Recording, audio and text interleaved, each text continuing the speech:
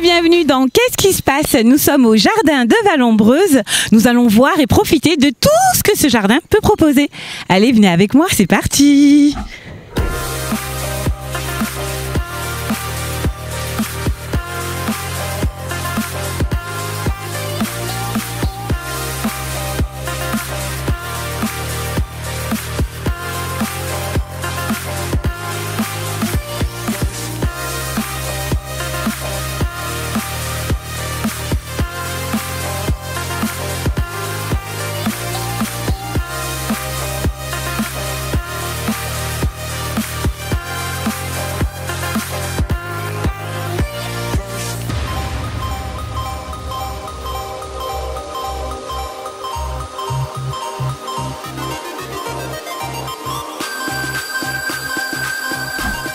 Nous voilà donc en compagnie de Maggie, créatrice du jardin. Bonjour Maggie. Bonjour Aïssa.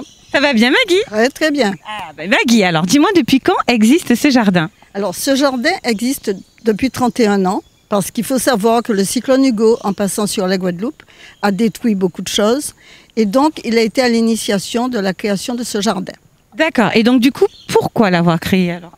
Alors autrefois, puisqu'il y a aussi un passé dont il faut parler. Autrefois, les touristes venaient en Guadeloupe plus pour la plage, le soleil, la mer, etc.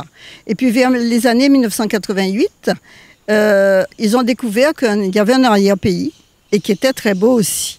Donc nous, on avait commencé à faire des visites de l'exploitation florale à l'époque.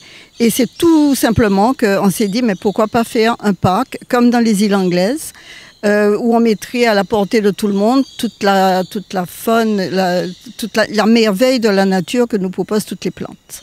D'accord. Et donc du coup, aujourd'hui, on peut trouver de nombreuses variétés de plantes. Voilà, tout à fait, une grosse collection. Et en fait, justement, l'entretien d'un tel lieu, est-ce que c'est compliqué? Est-ce que c'est simple? Je pense que ma question peut sembler bête, mais dis-moi. Alors, rien n'est simple, rien n'est bête non plus. Il y a une passion qui existe chez tous les jardiniers du monde. Pour la plante, pour ce qu'elle est. Une plante sait parler, un jardinier qui l'écoute, c'est-à-dire que tu verras ta plante, elle aura grise mine, tu vas te dire, elle ne se plaît pas là, il faut la déplacer, tu la déplaces, et puis tu la vois te remercier avec un grand sourire parce qu'elle devient merveilleuse. Donc si tu veux, c'est ce côté-là, et toutes les plantes ont leur propre... Par exemple, tu ne l'as pas assez arrosée, les feuilles vont te montrer qu'il lui manque de l'eau. Toutes les plantes, si tu sais les observer, vont te parler, vont te dire comment elles se sentent et si elles se sentent bien. Et à Vallombreuse, elles sont merveilleuses parce que non seulement elles te parlent et elles te disent ce qui va ou qui ne va pas, mais ensuite elles savent te remercier en fleurissant, en devenant encore plus belles. Et voilà.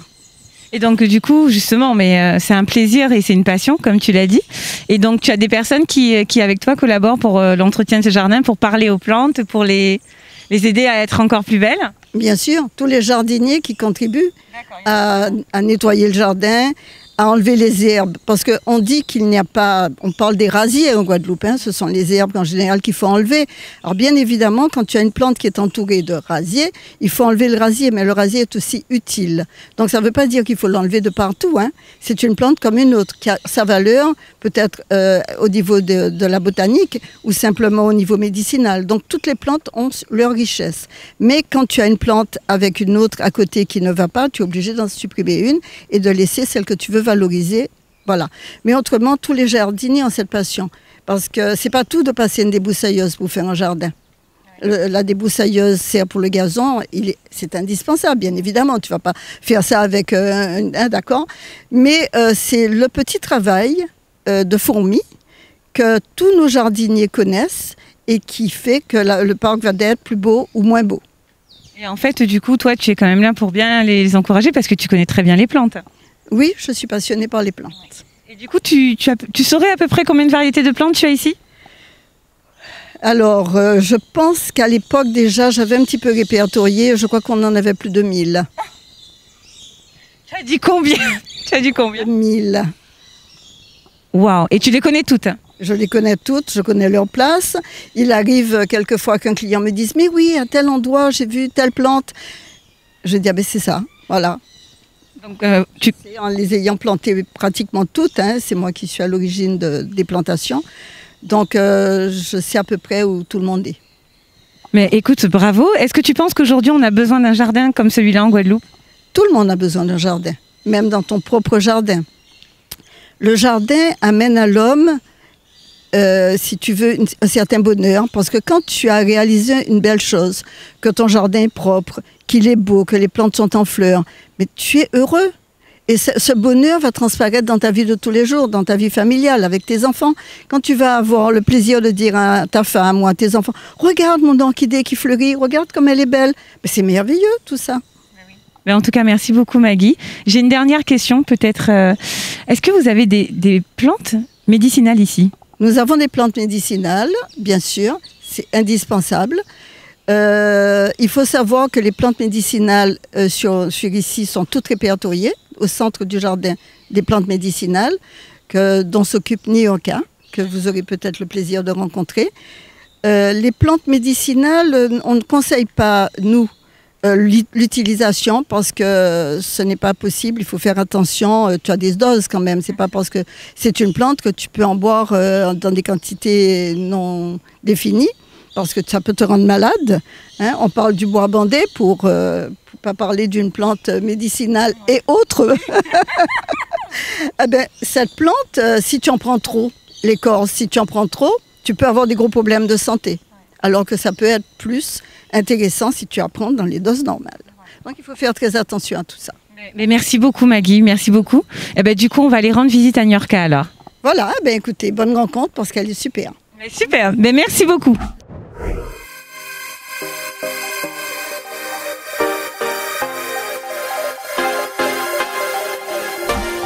Je suis avec Niorka, mais il y a des mouches café, hein, Niorka. Bonjour Niorka. Bonjour, bonjour.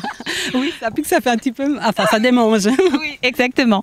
Mais ça reste notre culture aussi, notre patrimoine guadeloupéen, hein. Oui, oui, oui, bien sûr. Alors Niorka, tu es la spécialiste des plantes médicinales, en fait, au jardin. Oui, oui, oui. Donc ça fait combien de temps, en fait, que tu fais partie de l'équipe du jardin? Alors, je suis arrivée ici dans le parc de Vallombrosse depuis les années 2017. Ok, et donc du coup, tu te charges des plantes médicinales. Alors tu sais combien de variétés de plantes il y a? Oula, médicinales? Oui, il y en a énormément. Il y en a vraiment énormément. On compte environ une centaine de plantes. Ah oui, ouais. Donc une centaine de plantes médicinales. Ok, merveilleux. Et en fait, comme par exemple, tu as quoi comme exemple? Alors, vous savez, je tiens à préciser qu'il y a les plantes médicinales, mais dans les plantes médicinales, on retrouve aussi les plantes aromatiques qui ont une fonction des plantes médicinales. Donc ici, vous allez trouver le gros thym, vous allez trouver le petit thym, vous allez trouver aussi, on va dire, le doliprane, le feralgan, bois anisette, de la citronnelle, la brissée, les 3 variétés de bois d'Inde de citron, anis, girofle. Vous allez trouver les béros, du poivrier, du quinquina. Elle va nous donner la centaine. Il y en a énormément, je ne pourrais pas toutes les citer. Non, mais c'est vrai qu'il y en a beaucoup. Alors, est-ce que tu pourrais nous parler, par exemple, du gros thym? Alors, le gros thym, c'est une plante qui n'est pas très connue pour ses vertus médicinales. Donc, tout d'abord, moi, je l'ai découverte comme une plante qu'on utilise en cuisine. Donc, on l'utilise vraiment en cuisine comme le thym. Donc, en fait, vous l'utilisez pour l'assaisonnement, pour la cuisson. C'est une plante aussi qui est très bien pour en cas de rhume, de tout. Donc, on peut faire des sirops à chaud, des sirops à froid. Elle agit très bien pour les voies respiratoires. Et elle est aussi très bien utilisée pour les otites. En cas d'otite, on peut très bien instiller le jus de la feuille au niveau de l'oreille. Et elle fonctionne très, très bien parce que c'est un antibactérien et un antiviral. Donc, elle est très bien aussi utilisée pour les piqûres d'insectes. Donc, on parlait des mouches café. Souvent ici, moi, quand je me fais piquer par les mouches café, je prélève les feuilles, je frotte. Et en fait, la sève de la feuille, ça va calmer les démangeaisons. Donc, que ce soit piqûres d'insectes, moustiques, mouches café, gnang, les piqûres aussi, quand vous faites piquer par des fourmis, les fourmis rouges, pareil, vous pouvez l'utiliser. Les piqûres d'ortie aussi, vous pouvez l'utiliser. Le jus, ça va calmer les démangeaisons. D'accord. Okay. Et pour les piqûres de scolopendre? Alors les piqûres de scolopendre, mais alors je n'ai jamais testé sur les piqûres de scolopendre, mais essayez, ça pourrait très bien fonctionner, ça pourrait fonctionner, pourquoi pas. Oui, c'est mieux de ne pas se faire piquer, hein. Ouais, il vaut mieux, il vaut mieux. Et donc du coup, est-ce que donc c'est hyper intéressant, donc tu connais les vertus des plantes médicinales qui sont là, et est-ce qu'il y en a une autre dont tu voudrais nous parler par exemple? Alors je voudrais bien vous parler de la toumo, appelée par les anciens lavande blanche.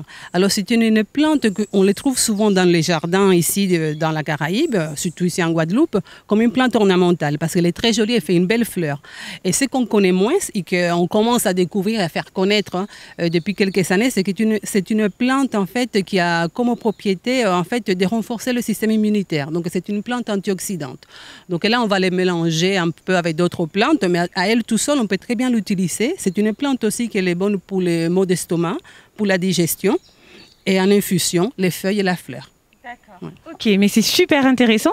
Donc en fait, faudra venir au jardin côté médicinal. Vous voyez directement Niorka. Merci beaucoup Niorka. Je vous en prie. À bientôt.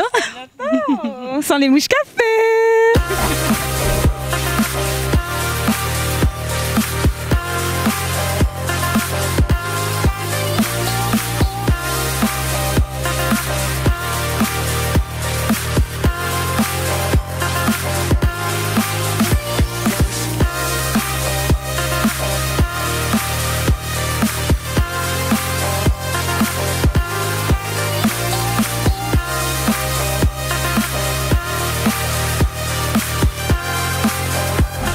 Nous sommes en compagnie de Lemuel, donc le jardinier paysagiste. Bonjour Lemuel. Bonjour.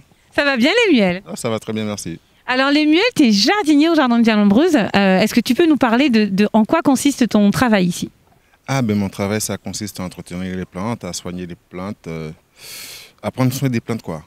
À entretenir le site. Okay. Oui. Donc entretenir tout le jardin? Tout le jardin. Donc en fait, c'est un travail important quand même. Ah oui, c'est un travail très colossal, ça demande beaucoup. Donc moi, ce que j'aime, c'est le petit côté avec la terre. Moi, ça fait 10 ans que je travaille au domaine de Vallambreuse. Moi, ça se passe bien avec les collègues. Oui. Normal. Donc vous êtes combien de jardiniers?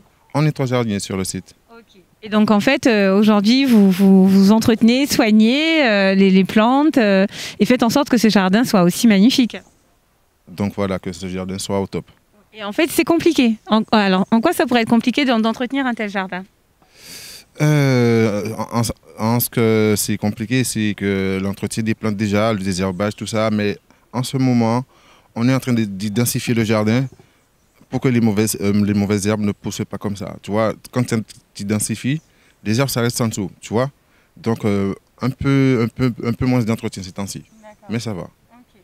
Donc, en tout cas, tu aimes ce que tu fais Ah ben oui, ça fait un moment que je suis ici. Si je n'aimais pas, je serais déjà parti. Ouais.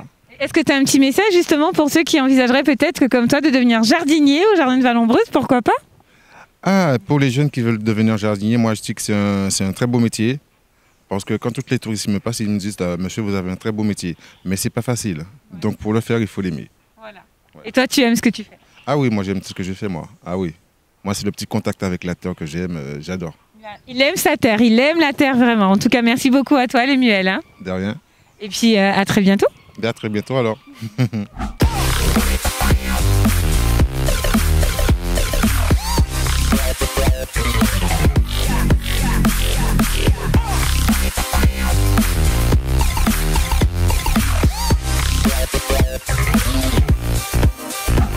Je suis en compagnie de Thierry, donc directeur du Jardin de Vallambreuse. Bonjour Thierry.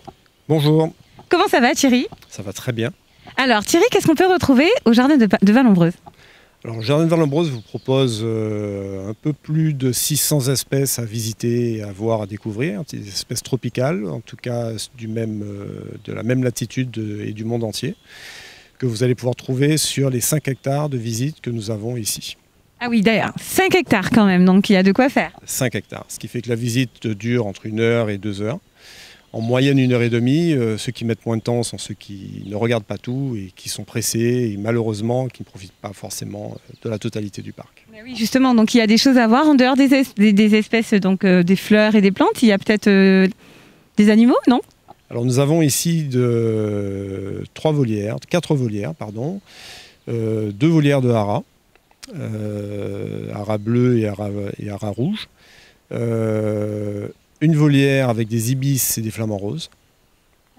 En totale liberté dans la volière, j'entends. C'est-à-dire que c'est une volière vraiment fermée où les oiseaux peuvent voler. C'est-à-dire qu'ils peuvent se déplacer en volant dans la volière. Ils ne sont pas mutilés pour les garder au sol. Voilà. Et une volière avec des jandayas et des loriquets. Donc l'oiseau arc-en-ciel, qui est un oiseau magnifique à venir découvrir effectivement à Vallombreuse. Mais oui, et puis il y a aussi des bassins avec des petits poissons. Des bassins avec des petits poissons, donc vous avez donc des carpes koi et des guppies et une variété de poissons bleus, le cyclidé cobalt. D'accord, très bien. Donc il y a quand même pas mal de petites choses à voir. Alors il y a eu une rénovation, si on peut dire. Le parc a entièrement été rénové au courant 2020. Nous avons refait tous les chemins d'accès, principalement pour répondre aux normes handicapées, déjà. Nous avons aussi rajouté un petit train qui permet de faire une visite rapide de 10-15 minutes avec un commentaire de Maggie, d'ailleurs. Vous avez des zones intemporelles où vous avez une collection d'orchidées, une zone médicinale, vous avez à peu près pas toute, une petite partie, on va dire, de la pharmacopée antillaise.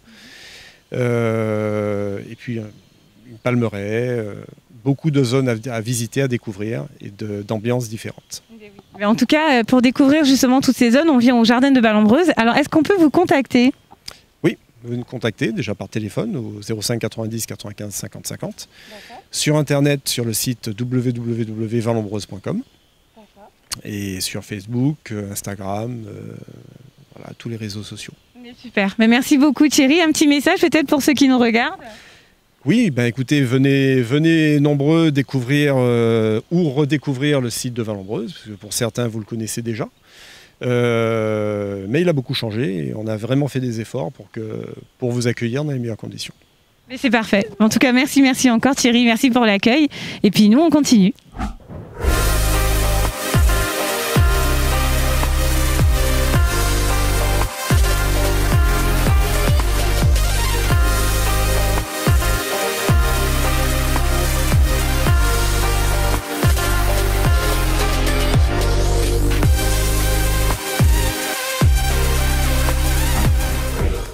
Qu'est-ce qui se passe? C'est terminé pour aujourd'hui.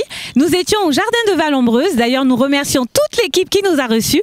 Et vous, allez leur rendre visite, ça vaut vraiment le coup d'œil.